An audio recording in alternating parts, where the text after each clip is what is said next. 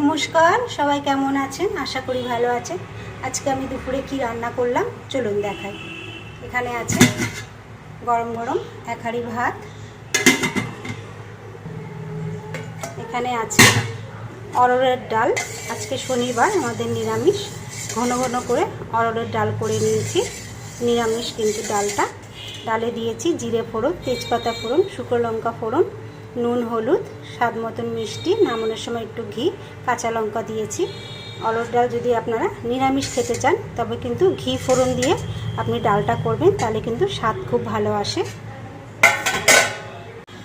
এখানে আছে নিরামিষ তরকারি, আছে কুমড়ো, বেগুন, আলু, বরবটি দিয়েছি, একটু বড়ি ভেজে ফোড়নে দিয়েছি, 5 ফোড়ন, শুকনো লঙ্কা, তেজপাতা, নুন, হলুদ, আর আমি একটু ভাজা মশলা দিয়েছি, আর দিয়েছি একটু স্বাদ মতন মিষ্টি।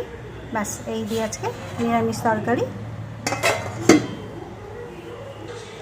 এখানে আছে সয়াবিনের তরকারি, জিরে ফোড়ন, তেজপাতা ফোড়ন দিয়েছি, আদা বাটা, জিরে গুঁড়ো, ধনের গুঁড়ো, একটু লঙ্কার গুঁড়ো, নুন, হলুদ, স্বাদ মতন মিষ্টি, আর নামানোর সময় দিয়েছি ঘি, গরম মশলা। ব্যাস, আজকে এই নিরামিষ আমার রান্না।